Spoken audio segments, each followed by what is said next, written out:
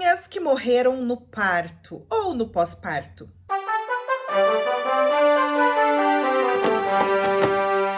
Olá, curiosos! Tudo bem com vocês? Neste vídeo eu vou falar de algumas mulheres que tiveram a infelicidade de nascer em épocas em que a medicina ainda estava caminhando para o que a gente conhece hoje. Por exemplo, a cesariana, que salva tantas vidas, né? Tanto de crianças quanto de mulheres. Eu mesma falo que se eu tivesse nascido naquela época, 1500 e pouco, 1800 e pouco, eu provavelmente teria sido uma dessas mulheres que morreriam no parto ou no pós-parto, né? Porque eu tive duas cesáreas e a primeira cesárea foi de emergência, meu bebê estava em sofrimento fetal. Então, eu não estava dilatando, mesmo induzindo meu parto por horas, eu não tive evolução. Aí, no segundo parto, eu já meio que deixei agendada a cesárea, porque eu não queria correr o risco do meu bebê sofrer. Foi a recuperação excelente, então a cesárea salva a vida sim, e poderia ter salvo a vida de muitas mulheres no passado, né? Hoje nós temos ela aí, graças a Deus. Me conta também depois nos comentários se você já teve filhos, se foi parto normal, se deu tudo certo, correu tudo bem, ou se foi cesárea, cesárea de emergência ou por opção também, tá bom? Então vamos começar o nosso vídeo de hoje. Começamos com Jane Seymour. Ela foi a terceira esposa de Henrique VIII. Ela que casou com Henrique VIII 11 dias após a morte de Ana Bolena, né? Foi tudo muito rápido. O rei tinha pressa para ter um herdeiro, afinal ele estava doente, estava ficando velho e ele precisava de um homem para assumir o trono quando ele morresse.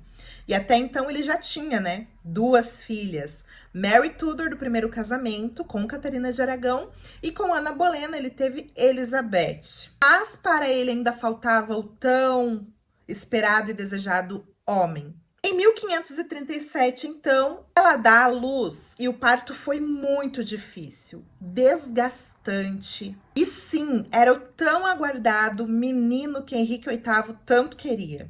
Porém, 12 dias depois, ela mal conseguia levantar da cama, teve febre puerperal, passou muito mal e não resistiu. Ela morreu. Dizem, inclusive, que essa foi a esposa que Henrique VIII mais amou. Eu discordo, minha opinião aqui, eu acredito que ele não amou tanto assim, não. O que ele amou? Ela ter dado um filho homem para ele. Era o que ele mais queria na vida dele. Então, ele endeusou Jane Seymour por conta desse feito. Já que as outras esposas, ele achava que era culpa toda delas, né? De não conseguir dar um filho homem a ele. Mal sabe que era ele que decidia isso ou não, né?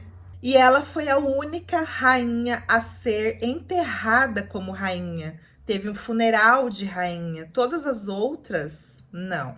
Maria Isabel de Bragança, a irmã mais velha de Dom Pedro I. Essa é considerada a rainha que morreu duas vezes. Também, durante um parto muito difícil, ela desfaleceu de tanta dor, de tanto desgaste. Teve ali uma convulsão e entrou em coma. E os médicos acreditavam que ela estava morta. E na intenção de salvar o bebê, tirar o bebê ali do seu ventre, eles retalharam a barriga de Maria Isabel para tirar o bebê.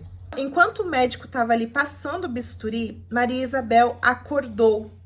De tanta dor, ela gritava. Mas é claro que daí não teria mais jeito, né? Ela acabou não resistindo. Catarina Parr, ela aqui nesse período já não era rainha, né? Ela já era viúva de Henrique VIII, ela foi a sexta e última esposa de Henrique VIII, e com Henrique VIII ela não teve filhos, nem com nenhum dos maridos, porque o Henrique VIII foi o terceiro marido dela.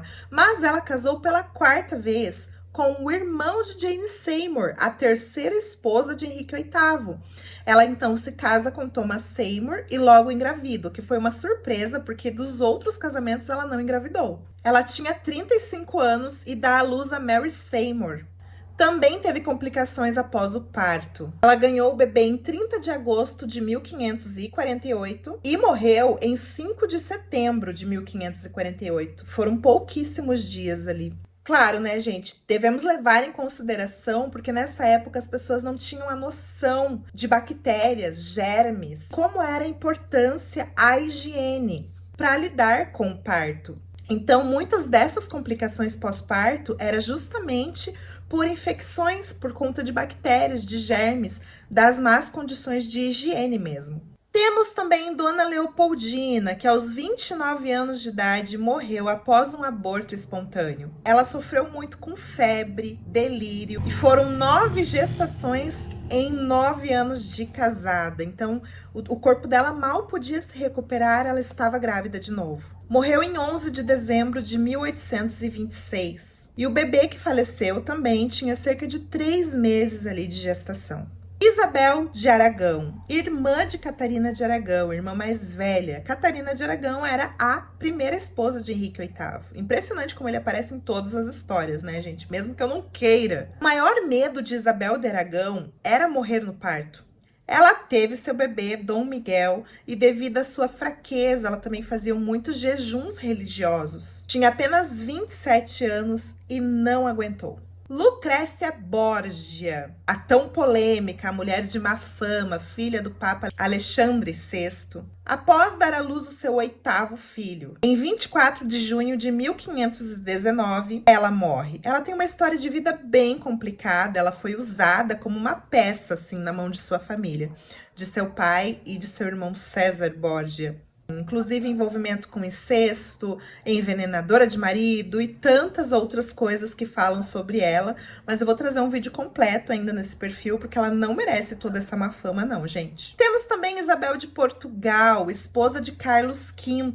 Carlos V era sobrinho de Catarina de Aragão. Essa era filha de Maria de Aragão, irmã de Catarina de Aragão também. Após 14 anos de casada, ela dá à luz. Ela teve uma hemorragia e morreu em 1º de maio de 1539. Seu marido, Carlos V, sofreu muito após a sua morte. Maria II de Portugal. A primeira gestação dela foi aos 18 anos. E ela passou por 11 partos, e todos eles muito difíceis. As gestações eram muito próximas e o seu corpo mal se recuperava. Ela sabia dos riscos, sofria sérios riscos, os médicos já haviam falado para ela. E além disso, ela desenvolveu problemas cardíacos também. Maria II de Portugal dizia, mesmo sabendo de todos os riscos, se morrer, morro no meu posto, porque era muito melhor morrer com filhos, viver muitos anos sem ter um filho, porque essa era a principal função de uma rainha. 13 horas, então, após o seu 11º parto, ela morre, aos 34 anos de idade. E Elizabeth de York, mãe de Henrique VIII. Elizabeth de York morreu na 8ª gestação, aos 36 anos de idade. Era uma idade que era bem avançada na época para ter uma gestação, né, para ter um bebê.